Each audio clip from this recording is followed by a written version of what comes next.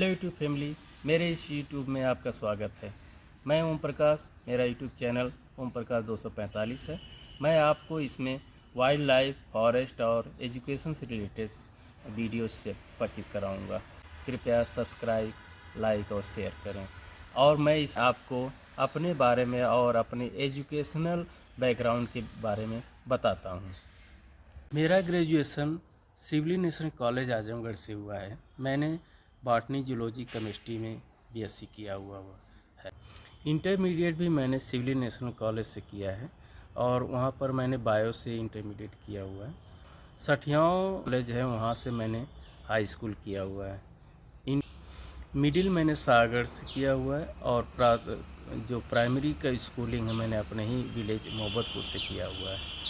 और मेरा civil national college Purvanchal university से एफिलिएटेड है और रैंकिंग में अंडर 4 में आता है। वहाँ पर एजुकेशन बहुत अच्छी दिया जाता है और स्टूडेंट काफ़ी अच्छे क्वालिटी के वहाँ पर लिए जाते हैं। उनकी अलग एंट्रेंस एग्ज़ाम होता है, उसके बाद ही वहाँ पर लिए जाते हैं। चल एक्सप्रेसवे एक साइड और दूसरे साइड फोर लेन आता है और 1 किलोमीटर के दूर पर स्टेट यूनिवर्सिटी इस समय निर्माणाधीन है और वो फंक्शनल है हालांकि। और एक मेडिकल कॉलेज भी है वहाँ पर तैयार हो रहा है। मेरे एसीएफ की ट्रेनिंग कैसपास कोयम्बटूर में हुआ है। ये सेंट्रल एकेडमी है। इंडिया में तीन सेंटर, देहरादून सेंट्रल एकेडमी, दूसरा है कोयम्बटूर, तीसरा है बनिहाट आसाम।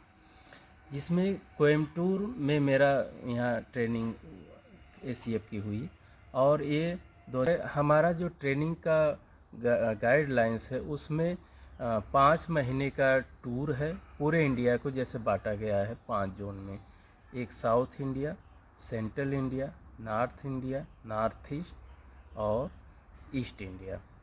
ये पाँच महीने का ट्रेनिंग अलग अलग शेड्यूल पर, टूर अलग अलग शेड्यूल पर होता है और उनका अलग अलग एग्ज़ाम होता है। जैसे हमारा जो ट्रेनिंग का टोटल जो नंबर है 5600 है, उसमें 19 पेपर आते हैं जो हमारे फॉरेस्ट से लेकर वाइल्ड लाइफ यानी माइनिंग सभी एरिया कंप्लीट कवर होता है इन पेपरों में।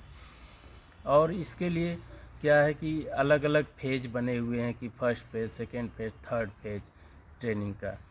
और 4 महीने का बीच में ही एक ऑन जॉब ट्रेनिंग होती है जो फील्ड में हम लोग को, जैसे मैं उत्तर प्रदेश का हूँ तो उत्तर प्रदेश के एक ज़िला अलॉट हुआ जैसे पीलीभीत टाइगर रिजर्व, तो वहाँ पर हमें 4 महीना के लिए डीएफओ के साथ अटैच किया गया और वहाँ पर मैं 4 महीना व्यतीत किया। इसकी हमारी ट्रेनिंग कंप्लीट होती है 2 साल में और फिर इसके बाद हमें परमानेंट पोस्टिंग मिल जाती है अपने डिवीज़न, किसी डिवीज़न में एसडीओ फॉरेस्ट के रूप में। हाँ, जैसे कि हम जानते हैं कि हमारा जो एसीएफ की ट्रेनिंग के पहले जो होता है कि एक फिजिकल होता है, 25 किलोमीटर में वॉकिंग टेस्ट होता है और उसमें हाइट होती है 165, फिर मेडिकल होता है और जो एग्ज़ाम होते हैं वो पीसीएस के साथ ही हमारा एक पेपर जैसे प्री मेंस इंटरव्यू होता है, तो प्री जो पीसीएस के साथ ही हो जाता है। हालांकि ये पीसीएस से ज़्यादा मेरिट, 10 या 20 नंबर ज़्यादा ही मेरिट इसकी होती है। फिर मेरिट प्री की मेरिट बनने के बाद इसको अलग से इसका मेंस कराया जाता है क्योंकि इसमें साइंस की स्टूडेंट ही भाग लेते हैं। जैसे बायोलॉजी ग्रुप हो, चाहे मैथ ग्रुप, चाहे कंप्यूटर, कोई भी हो, लेकिन उसमें साइंस का ही ग्रेजुएशन होना चाहिए। फिर इसके बाद इसके जो मेंस होता है उसमें जैसे पेपर होते हैं, जैसे 2 सब्जेक्ट लेना होता है साइंस का, कोई भी 2 सब्जेक्ट। उसके बाद आपका जीएस का पेपर होगा, फिर हिंदी का पेपर, निबंध का पेपर। उसके बाद ये सब मेंस का रिजल्ट डिक्लेयर्ड होने के बाद इंटरव्यू होता है। इंटरव्यू क्वालिफाइड करने के बाद तब आपका फिजिकल और मेडिकल होता है। तो हमारा यहाँ पर ये सब कंप्लीट होने के बाद फिर हमने कोयम्बटूर से ट्रेनिंग कंप्लीट किया। जैसे हमारा जो कोयम्बटूर में ट्रेनिंग के दौरान जो दिनचर्या रहती है वो रहता है कि जैसे 5 बजे हम लोग जागते हैं, सुबह 6 बजे ग्राउंड पर पहुँच जाना होता है, वो भी सेविंग करने के बाद ही। सेविंग बहुत कंपलसरी, क्योंकि अगर सेविंग नहीं रहेगी तो आपको फिर वापस भेज दिया जाता है कि जाइए करके आइए सेविंग। एक 6 से 7 तक हमारा पीटी होता है, वो भिन्न भिन्न प्रकार के वहाँ एक्सरसाइज कराई जाती हैं। कभी कभी जैसे हफ्ता में एक दिन योगा भी कराया जाता है इस ड्यूरेशन में। फिर इसके बाद जैसे ही हम 7 बजे आते हैं, एक बढ़िया सी चाय पीते हैं हॉस्टल में, मेस में आकर, फिर एक अलग ताजगी महसूस होती है, क्योंकि पसीना निकलने के बाद एक अलग फीलिंग होती है। क्योंकि जॉगिंग भी 2-2.5 किलोमीटर तो 3 किलोमीटर जॉगिंग तो मिनिमम करना होता है, उसमें एक अच्छा फीलिंग आती है। क्योंकि मैं यहाँ तक जानता हूँ कि अच्छी जॉगिंग मतलब 1 घंटा, आधी घंटा या 1 घंटा आप जॉगिंग करते हैं सिर्फ, उससे आपका हेल्थ बहुत बढ़िया हो जाएगा, यानी आधी समस्याएं ख़त्म हो जाएंगी। आप दिन भर आप तरोताज़ा रहोगे। यही उद्देश्य से वहाँ पर एक पीटी कराई जाती है सुबह, और जागने का भी शेड्यूल बना दिया जाता है। क्योंकि हम ये फॉरेस्ट की जॉब ही का लाइफ स्टाइल ही ऐसा है जो आपको टाइम से जागना, टाइम से सोना, ये सब, और एक्टिव बने रहना, फिट भी रहना बहुत ज़रूरी होता है। इसी बेस पर हमारा वहाँ पर ट्रेनिंग होती है कोयम्बटूर में। और जैसे ही फिर इसके बाद हम लोग ब्रेकफास्ट करते हैं टाइम से, और 9 बजे हम लोग को क्लास में चला जाना होता है। 45 मिनट के क्लास के इंटरवल के बाद 5-5 मिनट का हम लोग को गैप मिलता है। फिर इसके बाद जैसे ही 11 बजे, 11:15 बजे हमें एक चाय मिल जाती है दोबारा। फिर इसके बाद हम लोग 1 बजे जैसे ही छूटते हैं, 1:15 बजे, तो सभी लोग इतने तेज़ी से मेस की ओर भागते हैं जैसे लगता है कितना भूखे हैं। फिर टूट पड़ते हैं, मेस में खाना ख़त्म होने चला जाता है कभी कभी। और फिर जाकर थोड़ा सा हम लोग किसी तरह समय निकाल कर रेस्ट कर लेते हैं। अब तो 1 घंटा का बीच में इंटरवल भी एक्स्ट्रा हम लोग के प्रयास से मिल ही जाता है कि आराम से 1 घंटा सो कर आते हैं तो थोड़ा और मूड अच्छा हो जाता है। फिर हम लोग 3 बजे क्लास फिर हो जाता है 1.5 घंटे का, फिर क्लास, यानी क्लास ही क्लास होता है और डिस्कशन होता रहता है। कभी कभी बहुत से तो ऐसे हैं लोग जो सोते रहते हैं क्लास में भी, लेकिन अब उसमें क्या कोई करे, इतने थके रहते हैं, एक्सरसाइज में इतनी ज़्यादा थकावट हो जाती है। फिर इसके बाद शाम को फिर 5 से 6 बजे तक उस समय स्पोर्ट्स होता है, कोई एक गेम आपको खेलना होता है। जैसे मैं कभी कभी क्रिकेट खेल लेता हूँ, कभी कभी बास्केटबॉल, जैसे बैडमिंटन खेल लेता हूँ। अपने अनुसार आप कोई गेम वहाँ चूज करके आपको खेलना ही होता है। ये कुछ लोग टहलते भी रहते हैं, कुछ लोग एक्सरसाइज करते हैं, कुछ लोग वॉलीबॉल, कुछ लोग फुटबॉल, ये सब खेलते रहते हैं। तो उससे क्या होता है कि एक अलग वहाँ का माहौल बना रहता है, तरोताज़गी के। उतना ही समय में ये महसूस हो जाता है 1 घंटा में कि हम लोग जितना सुबह से शाम तक पढ़ाई किए, एग्जॉस्ट हुए, वो सब दूर हो जाता है। फिर जाकर आराम से एक गिलास दूध पीते हैं, और इसके बाद एक अलग कुछ लोग कॉफ़ी पीते हैं, और एक अलग मूड बनता है तरोताज़ा मूड से। फिर इसके बाद रूम में जाकर कुछ गाना सुनना, फिर थोड़ा रेस्ट करना। फिर उसके बाद 8 बजे फिर टूट पड़ते हैं खाने के लिए, फिर डिनर होता है। उसके बाद फिर और जितने एक्सरसाइज होती हैं वो अपना करके 10 बजे या 10:30 बजे लोग सो जाते हैं। फिर वही रूटीन रोज़ का चलता रहता है। इसमें हालांकि कभी कभी उबाहट भी हो जाता है, फिर कभी कभी ये एक समय के बाद बहुत इंजॉयमेंट होता है। क्योंकि हम लोग खाली कभी कभी ये होता है कि हम लोग दोस्तों के मिलने के बहाने ये होता है कि चलो वो दोस्त मिल जाएंगे तो बातें होंगी, इस बेस पर, यानी दोस्तों के बुलाहट से हम लोग वहाँ पर ग्राउंड में पहुँच जाते हैं कि चलो इसी बहाने एक अलग इंजॉयमेंट होगा। तो ये एक एक एक तरफ से दिनचर्या चलती रहती है। फिर टूर में अलग होता है, क्योंकि टूर में एक्सरसाइज, सुबह पीटी, ये सब नहीं होता है, तो लोग अलग इंजॉय करते हैं। दिन भर अपना घूमना होता है, यहाँ वर्कशॉप होता है, यहाँ प्रेजेंटेशन, उसमें भाग लेते हैं। फिर इसके बाद बाकायदा शाम को फिर वही रोज़ का रूटीन हो जाती है कि डायरी आपको मतलब वहाँ डेली अपडेट करना होता है। तो फिर वो जब अपडेट कर देते हैं तो फिर तब सुकून मिलता है। हालांकि टूर में घूमने का मिलता है, क्योंकि अलग अलग जगह, अलग अलग, इसी बहाने हम पूरे इंडिया के हर हर इम्पोर्टेंट शहर हमने घूम लिया, इतना ही 2 साल की ट्रेनिंग में। के विषय में बताता हूँ। मैंने एमएससी बॉटनी में किया हुआ है बनारस हिंदू यूनिवर्सिटी बनारस से। जैसा कि हम जानते हैं कि BHU एक वर्ल्ड क्लास की यूनिवर्सिटी है, जो हमारे इंडिया के 54 यानी 54 सेंट्रल यूनिवर्सिटियों में से एक है, और इसकी रैंकिंग हमेशा अंडर 5 में आती है। और ये ऐसा सिस्टमेटिकली डिजाइंड है कि इसके रोड का कंस्ट्रक्शन बहुत सिस्टमेटिक है। हालांकि जैसे हम जानते हैं कि JNU जो है उसका रोड कंस्ट्रक्शन जीग जाएगा, लेकिन BHU का बहुत सिस्टमेटिक डिज़ाइन है। स्टूडेंट पढ़ते हैं, जो कि एक बहुत बड़ी यूनिवर्सिटी के रूप में विख्यात है। और यहाँ पर 80 से ज़्यादा हॉस्टल हैं, और यहाँ पर सब ऑलमोस्ट 150 से ज़्यादा डिपार्टमेंट हैं। और यहाँ BHU के अंदर ही एक विश्वनाथ टेम्पल है, वहाँ पर लोग शाम को घूमने जाते हैं, बहुत अच्छा लगता है वहाँ का व्यू। चाय पीने के लिए भी वहाँ पर लोग जाते हैं। और वहाँ BHU के सामने एक लंका है, वहाँ पर भी लोग जाते रहते हैं।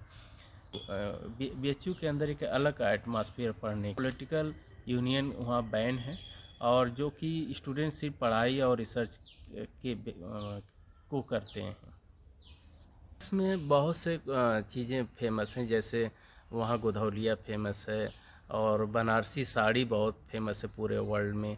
और बनारस में भी काफ़ी इंटरेक्टिव माहौल है। स्टूडेंट का एक अलग फ्रेंडली इन्वायरमेंट है वहाँ पर। कोई भी प्रोग्राम होता है तो एक साथ ग्रुप बना के खूब इंजॉय करते हैं। कहीं भी जाना होता है तो एक साथ जाते हैं, और अच्छा माहौल लगता है वहाँ पर। इवन टीचर भी वहाँ काफ़ी अच्छे तरह से व्यवहार करते हैं स्टूडेंट के प्रति। और BHU में एक जैसे घूमने का, जैसे BHU के बाहर घूमने का है, जैसे गोधौलिया घूमने जाना, वहाँ पर चाट खाना, और जैसे सारनाथ घूमने जा। BHU की स्थापना 1916 में हुआ है, और वहाँ पर जो इसके संस्थापक रहे हैं पंडित मदन मोहन मालवीय जी, और उसके पहले वाइस चांसलर सुंदरलाल रहे हैं, जिसके नाम पर वहाँ पर हॉस्पिटल बना हुआ है। BHU का IT भी बहुत फेमस है। अपने एजुकेशनल क्वालिफ़िकेशन MPhil के विषय में बताते हैं। MPhil मैंने school of environmental science JNU से किया हुआ है। और MPhil करते समय मैंने देखा कि JNU का एक अलग एटमॉस्फेयर है, एक अलग रोल मॉडल की तरह वहाँ पर एटमॉस्फेयर है स्टूडेंट के लिए। और एक लोग अलग फ्रीली मूवमेंट करते हैं, उनका नाइट डे एक जैसा रहता है, और बहुत अच्छा एटमॉस्फेयर। JNU जाना जाता है ढाबा के लिए, अलग अलग जगह, जैसे गंगा ढाबा है, इसी टाइप से ढाबों के नाम पर बहुत फेमस है वहाँ पर। इवन नदियों के नाम पर JNU में हॉस्टल बने हुए हैं, जैसे सतलज है, सतलज हॉस्टल, गंगा है, गंगा हॉस्टल, और झेलम है तो झेलम हॉस्टल, इस टाइप से बने हुए हैं। JNU में की खास बात यह है कि ये ऑक्सफोर्ड मॉडल पर बना हुआ है। तो यानी वहाँ पर जिस तरह से जैसे रोड निकाले हुए हैं ऑक्सफोर्ड यूनिवर्सिटी जहाँ बनी हुई, वहाँ के कैंपस में जिस तरह से रोड निकाले हुए नेचुरली एकदम एडजस्ट करके, उसी टाइप से यहाँ पर भी JNU में भी ज़्यादा कुछ अलग टाइप का रोड नहीं बने, बस उसका अरेंजमेंट करके एडजस्ट करके रोड निकाले गए हैं, और एकदम नेचुरल कंड्यूसिव इन्वायरमेंट क्रिएट किया गया है। एकदम वहाँ एक तरफ से स्टूडेंट फ्रेंडली माहौल है, और वॉक करते समय एक अलग फीलिंग आप करेंगे।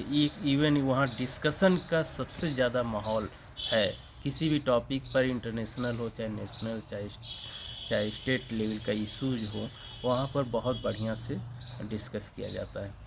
और वहाँ पर जो पढ़ाई का भी माहौल है वो बहुत इंटरेक्टिव है, एक दूसरे से आज बहुत ज़्यादा गैप नहीं है टीचर स्टूडेंट के बीच में, एक तरफ से इंटरेक्टिव टीचिंग होती है। जैसे बाकी जगहों पर ऐसा नहीं होता, एक टीचर स्टूडेंट के बीच में कुछ न कुछ गैप रहता है, लेकिन वहाँ पर ऐसा नहीं है। As a friendly atmosphere create किया गया है। JNU में स्टूडेंट पॉलिटिक्स में भी भाग लेते हैं। जिनमें कुछ स्टूडेंट प्रिपरेशन में भाग लेते हैं, जैसे सिविल सर्विस की। तो हालांकि मैंने वहाँ से सिविल सर्विस की प्रिपरेशन शुरू किया, एमफिल कंप्लीट करने के बाद फिर मैं एसीएफ आज के समय में प्रेजेंट टाइम में हूँ। न्यू दिल्ली अब हमारे इंडिया का कैपिटल है और बहुत फेमस है। और जैसे पुरानी दिल्ली न्यू दिल्ली के एक तरफ से एक्सटेंशन ही है पुरानी दिल्ली का। और वहाँ का जो कैंपस है, एक तरफ से कैंपस के बगल में ही कुतुब मीनार भी है। जब मैं वहाँ पर पहुँचा तो उस समय मेरे साथ 10 कैंडिडेट पहुँचे थे बॉटनी डिपार्टमेंट में, जिसमें इसमें 4 लोग assistant conservator of forest ACF की पोस्ट पर उत्तर प्रदेश में कार्यरत हैं। जैसे उत्तर प्रदेश हायर एजुकेशन के तहत हम लोग असिस्टेंट प्रोफेसर पहुँचे थे। हालांकि असिस्टेंट प्रोफेसर के बनने के लिए एलिजिबिलिटी जो उसमें थी, आए हम थोड़ा सा जान लें कि उत्तर प्रदेश जो हायर एजुकेशन एक एडेड कॉलेज के लिए वैकेंसी निकालता है, उसमें क्या होता है कि आपको एमएससी होना चाहिए, साथ ही साथ नेट होना चाहिए या पीएचडी होना चाहिए, तब आप उस एग्ज़ाम में अपीयर हो सकते हैं। वो रिटेन एग्ज़ाम होता है, रिटेन एग्ज़ाम के साथ फिर उसमें क्वालिफाइड करते हैं तो उसके बाद इंटरव्यू होता है। दोनों का कंबाइंड एक मेरिट बनती है, फिर उसका सिलेक्शन होता है। सिलेक्शन होने के बाद अलग अलग कॉलेजों में आपको भेजा जाता है। तो उस प्रकार से हम वहाँ पर कार्यरत रहे और आज भी उस पर हैं। अलग बात है कि हम लिव विदाउट पेमेंट पर यहाँ पर दूसरी जॉब में हैं, एसीएफ के पोस्ट पर हैं। डीएवी कॉलेज कानपुर यूनिवर्सिटी से संबद्ध है। वहाँ पर करीब 800 से ज़्यादा कॉलेजेस जुड़े हुए हैं। हम लोग का मौका मिलता था वहाँ पर एक कॉपी चेक करने का, तो यूनिवर्सिटी हम लोग जाते थे। कोई भी अदर एक्टिविटी के लिए भी हम लोग यूनिवर्सिटी में जाते थे और वहाँ पर पार्टिसिपेट करते थे। पीलीभीत टाइगर रिजर्व में मैं एसीएफ हूँ। पीलीभीत टाइगर रिजर्व इंडिया के 54 टाइगर रिजर्व में एक है और यहाँ पर ये 2014 में 25 टाइगर थे और 2000 इसकी संख्या बढ़कर 2018 में 65 हो गई और 2022 में इसकी संख्या 71 हो गई। और यहाँ पर टाइगर के लिए अनुकूल वातावरण के चलते इसकी संख्या बढ़ती जा रही है। और इवन उत्तर प्रदेश में एक फेवरेबल साइट है, पूरे इंडिया में भी एक उभरता हुआ टाइगर रिजर्व के रूप में है। Pilibhit basically one district one product के रूप में फेमस है बांसुड़ी के लिए।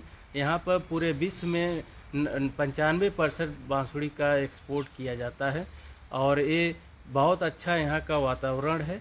और यहाँ पर जो टाइगर के साथ साथ यहाँ पर सॉल के फॉरेस्ट यहाँ बहुत बड़ा पैचेज हैं। पूरे इंडिया में इस टाइप के सॉल के पैचेज हमने कहीं नहीं देखा। हालांकि पूरे देश को हमने इवन घूम लिया है, लेकिन इस प्रकार का एक कंटिन्यूअस पैचेज हमने साल का नहीं देखा। बहुत सिस्टमेटिक और बहुत बड़े लेवल के हैं साल। और इसमें कुछ इंट्रोड्यूस टाइप के हैं, जैसे टीक का भी, सागौन का भी इसमें है। यहाँ बहुत से जानवर पाए जाते हैं, जैसे टाइगर, लेपर्ड, कुछ एलिफेंट।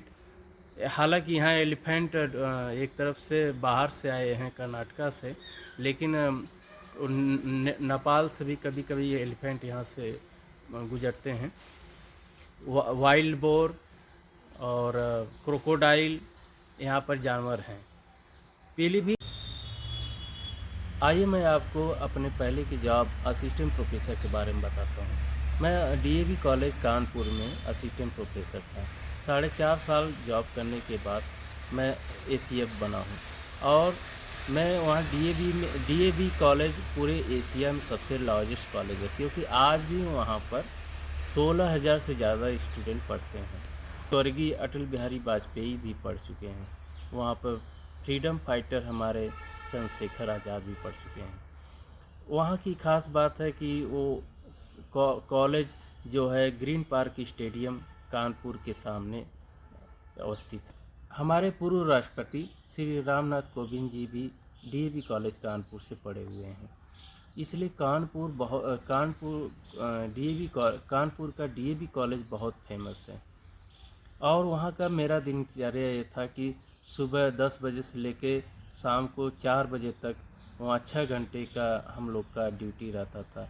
और वहाँ पर क्लासेस अलग अलग इंटरवल पर होते थे। हालांकि मेरा पर वहाँ पर आवास कैंपस में ही था, जो कि वॉकिंग डिस्टेंस पर आना जाना रहता था।